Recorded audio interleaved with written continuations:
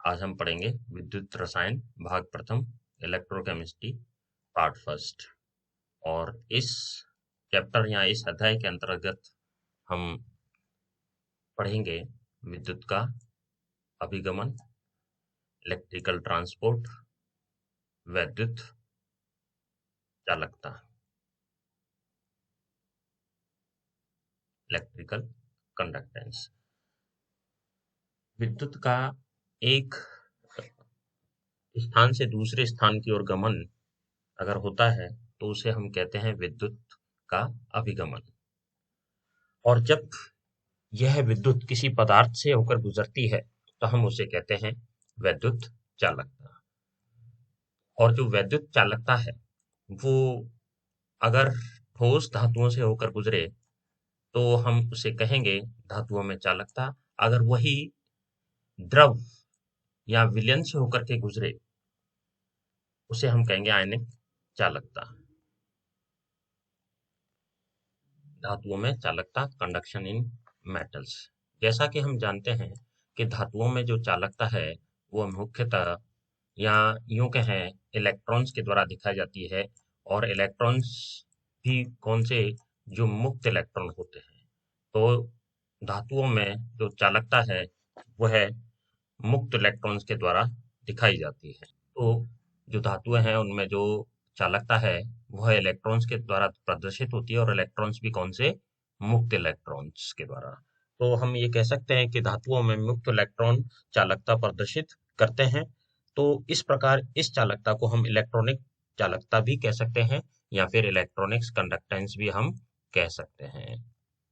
तो कंडक्शन इन मेटल्स जो है वो इलेक्ट्रॉनिक कंडक्टेंस भी कह सकते हैं, या जिसे हम कहें इलेक्ट्रॉनिक्स चालकता। तो और इस इलेक्ट्रॉनिक चालकता में जो वैद्युत चालकता है वो मुक्त इलेक्ट्रॉन्स के द्वारा प्रदर्शित होती है, या फिर हम कहें जो धातु है उसमें इलेक्ट्रॉन ही चालकता प्रदर्शित करते हैं। अब हम बात करेंगे आयनिक चालकता की, या यूं कहें आयनों के द्वारा प्रदर्शित चालकता। जब हम रसायन की बात करते हैं, रसायन विज्ञान की बात करते हैं, तो हम देखते हैं कि हमारे पास में विलयन है, और विलयन एक द्रव है। और अगर यह चालकता प्रदर्शित कर रहा है तो उसका कारण क्या है? क्योंकि ठोस में तो मुक्त इलेक्ट्रॉन चालकता प्रदर्शित करते हैं, लेकिन विलयन में कौन चालकता प्रदर्शित करता है? तो विलयन में अगर कोई इलेक्ट्रोलाइट मिला दिया जाए, और इलेक्ट्रोलाइट वो हैं जो अपघटित होकर आयन देते हैं, और ये जो आयन है ये आयन विलयन में चालकता प्रदर्शित करने के लिए जिम्मेदार होते हैं। अर्थात हम कहें कि अगर कोई विलयन है और उसमें आयन्स उपस्थित हैं तो वह विलयन आयनिक चालकता प्रदर्शित करेगा। तो सबसे मुख्य बात है कि हमने जो पदार्थ उसमें मिलाया है वह वियोजित होकर के आयन दे, यानी कि वह जो पदार्थ है वो इलेक्ट्रोलाइट इन नेचर होना चाहिए, तभी वो आयनों में विघटित होगा, और तभी कोई भी विलयन चालकता प्रदर्शित करेगा। और जब विलयन चालकता प्रदर्शित करे तो उसे हम आयनिक कंडक्टेंस कहते हैं। तो हम ये देखते हैं किसी विद्युत धारा के प्रभाव से किसी आयनिक यौगिक का अपघटन विद्युत अपघटन कहलाता है। और इस प्रकार की चालकता जो है विद्युत अपघटनी चालकता कहलाती है। तो ये विद्युत अपघटन की जो क्रियाविधि है ये हमें समझनी होगी, जिससे हम ये पता कर सकें कि किस प्रकार ये इलेक्ट्रोलाइसिस होती है, आयनों का निर्माण होता है, और जो आयनों का निर्माण किस प्रकार विद्युत का चालन करते हैं। तो आइए हम देखते हैं मैकेनिज्म ऑफ इलेक्ट्रोलाइसिस, विद्युत अपघटन की क्रियाविधि। तो जब किसी विद्युत अपघटन के विलयन में विद्युत धारा का प्रवाह होता है तो पदार्थ का अभिगमन प्रारंभ हो जाता है, या फिर कहें द्रव्य का अभिगमन स्टार्ट हो जाता है या प्रारंभ हो जाता है।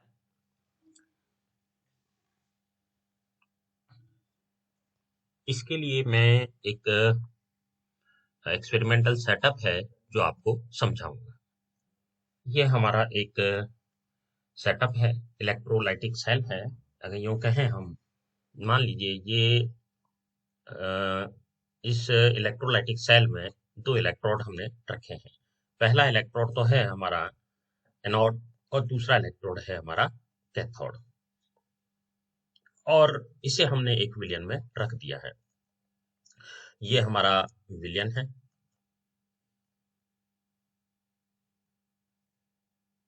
ये हमारा विलयन है जिसमें इलेक्ट्रोलाइट उपस्थित है, और ये हमारा इलेक्ट्रोड है जिसको मैं कहता हूं कैथोड, जिसको मैं कहता हूं कैथोड। और ये हमारा एनोड है, ये दो इलेक्ट्रोड है, और ये विलयन है जिसमें इलेक्ट्रोलाइट उपस्थित है। इलेक्ट्रोलाइट जब विघटित हो जाता है, वियोजित हो जाता है, तो उसके फलस्वरूप दो आयनों का निर्माण होता है, एक धनायन और दूसरा ऋणायन।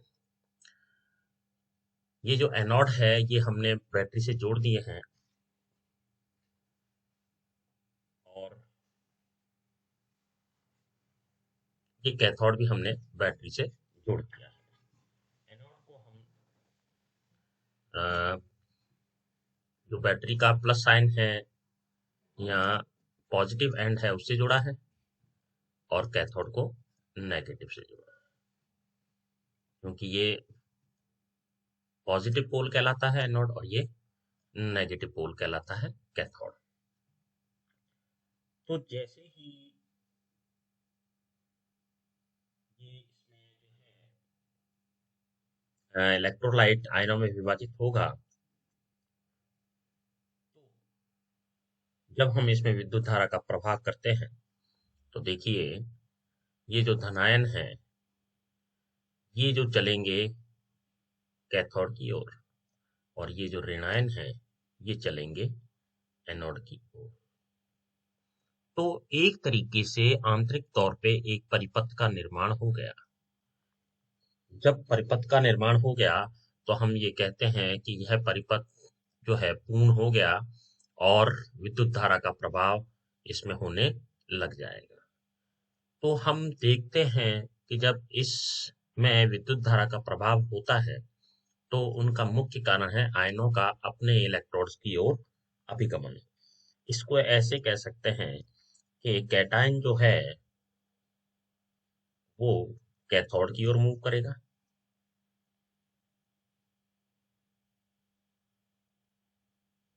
और जो एनायन है वो एनोड की ओर मूव करेगा।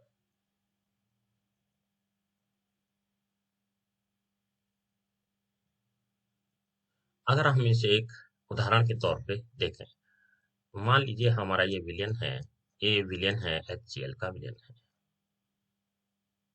और HCl का जो विलयन है, यानी कि कहें ये HCl का तनु विलयन है, यानी कि इसमें वाटर भी प्रेजेंट है। तो जब इसका विद्युत अपघटन कराते हैं या इसकी जब इलेक्ट्रोलाइसिस होती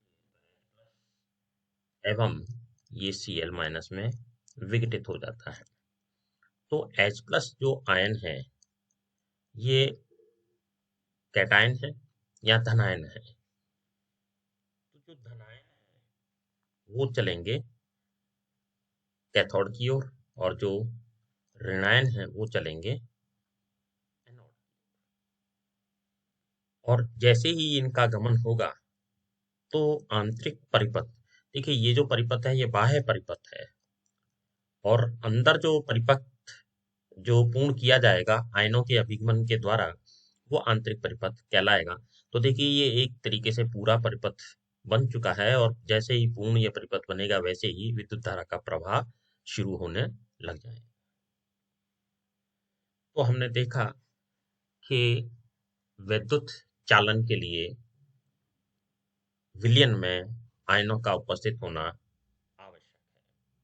जिस विलयन में या जिस किसी भी अ, द्रव में अगर आयन उपस्थित हैं तो वो विद्युत चालन प्रदर्शित करेंगे। Thank you.